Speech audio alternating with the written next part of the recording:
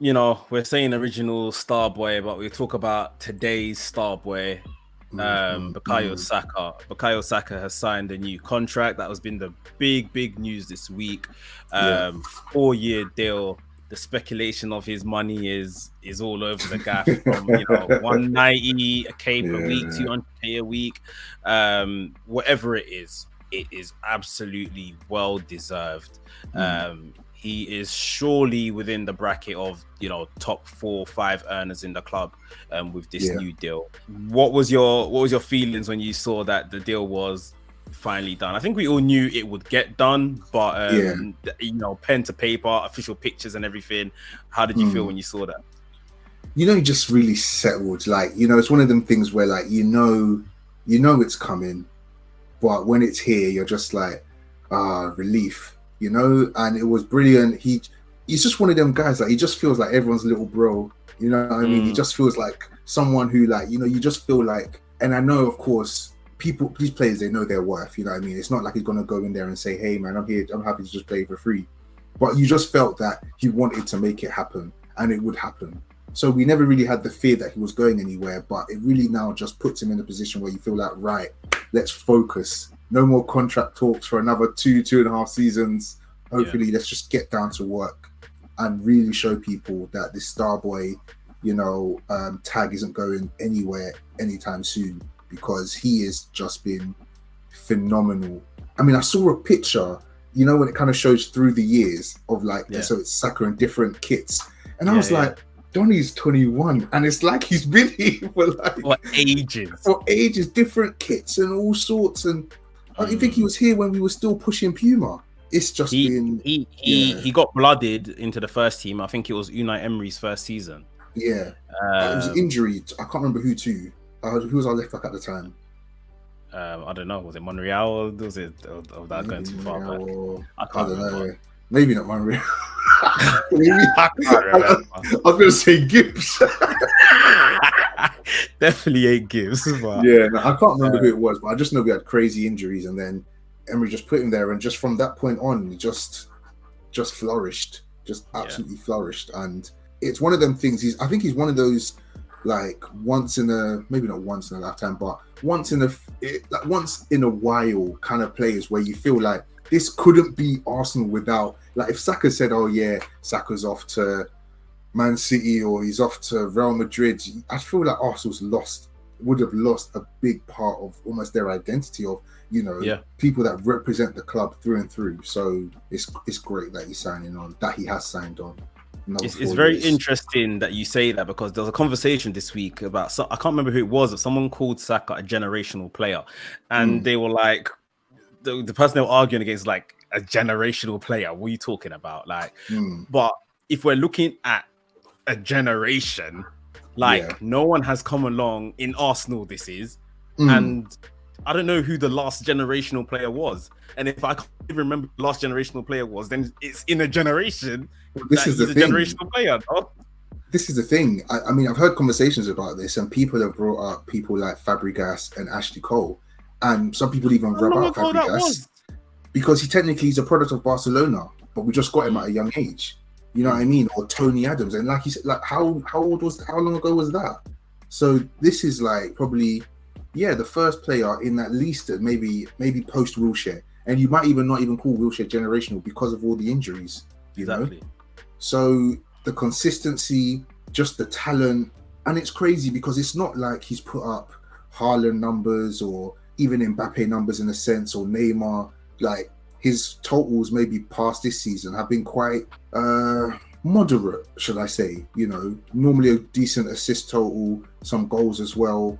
But they've just been the level of performance has just always been consistent. You're not getting anything less than 7.5 out of 10 with Saka. And Mm. I think that trait is just what's going to take him to the top. Because if you know that's the floor, and the ceiling is obviously 10 out of 10 performances, and you're just moving between there, I just think we're going to have such an amazing player. I mean, he still feels like he's growing. He's still working on his game. He's now scoring screamers. He could always go past players. Yeah, I think, yeah, I just can't wait to see more of him doing his thing, but I just want him to rest. I mean, when I saw him get called up for the England squad, I was like, give them a chance and things like that. Let this boy rest. But yeah. I think we're talking about his levels and stuff like that. I saw Simon Jordan this week from TalkSport say Simon Jordan said that he is what did he say? He's not world class. Or he's not going to be as big as everyone thinks he's going to be, but he's going to be a great player. He's going to be like Raheem Sterling's level, when it's all said and done. What's your opinion on that? Brother. When I saw that, I watched it, and I know the thing with Simon Jordan is very much Marmite. Sometimes he'll say something that, okay, sometimes not so, and that it was the latter this time. Firstly, to say he can say maybe he's not going to be world class, like he's going to be a great player. I think that's a bit of an easy way to go out, because you can say loads of players may be great. Where does great fall? Who's a great player who's not world class, etc. So that was all air to me. But comparing him to Raheem Sterling, I don't think he's realizing the gravity of what he's saying, because Raheem Sterling is one of England's best products in the past. Yeah. How long's he been playing? Like, I don't even, how old is he now? Raheem Sterling in England over the last, let's say, 10 years, maybe. We had a couple of tournaments in there. Raheem Sterling is only second to Kane. Simple. Absolutely. Like, this guy's won 4 Premier Leagues, multiple domestic trophies, fell short at a Champions League. Took was it the Euros that when we missed the penalties, and he was the one that was scoring all the goals before, and the limelight was on him. He's had a stellar career, and I don't even think he's even close to 30 yet, if I'm not mistaken. I think he's like 28, 27, 28. I mean, this is meant to be his peak years, and he's been playing like a peak player for years. And again, kind of shifting it back to the Arsenal viewpoint, that's Arteta's mainly his doing. So to think that the player who made Sterling is now in the hands of, we have a player from even a younger age in the same hands of the player that's done that, for that a player who's had, if Saka can get 4 Premier Leagues and a couple domestic cup, I mean, I think he'd be all right. Simon Jordan, it's almost like he's saying it like a diss. Like, he won't reach top, he'll reach here. But what we're saying is here is still an amazing level. Can you imagine? Yeah. How many players can say they've got 4 Premier Leagues? Just as that. Raheem Sterling's going down as a Premier League great. Yeah. He's already got over 100 Premier League goals. I mean, I just thought he was chatting absolute air, and there was all the talk about the money and how much he's on. And, as rightly the whole of the Arsenal world said, we didn't hear this chat about Haaland. We didn't hear this chat about, Grealish and all these other players when they clearly went on big contracts. But, it's come to Saka now, and it's, all this debate and is he worth it and this and that. And I just feel like we're in such a different space now where the money is just, you just have to accept it. We've got all these foreign billionaires with their questionable money and players who, 100k used to be something. Now, you've got every Tom, Dick and Harry on at least 100k. So it's just where the game is. There's so much money in there, and players know this. Agents especially know this. So people are going to get paid. So I wouldn't have done this. Let him go back to Palace and do his team thing. I think it's definitely a thing where we've seen in recent times Arsenal have been bit by being, giving players big contracts, and then once that happens, they fall off the boil. And that's probably where the conversation comes from. But I think, again, we can see there's a different energy about Arsenal. There's a different regime at the top. A lot of these men were kind of brought in on very low wages, people that have had pay rises, especially like Martinelli, Ramsdale, White is probably going to get a new contract very, very soon. He deserves it as well. Saka is straight from the academy, so he was probably on peanuts for a very long time.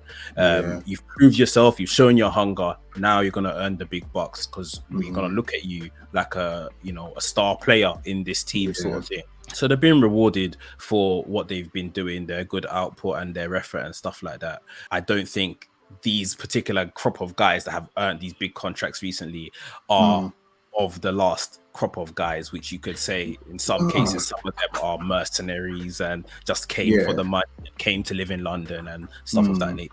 No, definitely. And I think it's just a totally different profile where you know, even when we had Aubameyang, Ozil, I can't even remember if Lacazette got a new contract or if he just saw out his whole one. But, you know, it's a different profile of players. Those were players who, you know, maybe not Ozil at the beginning because he came relatively young, like 26-ish, I think. So, you know, it was a thing where they were looking at their last contracts, where these are players who have still got all to prove. And at the end of the day, if it doesn't go well, you know, you can ship them out for big P's.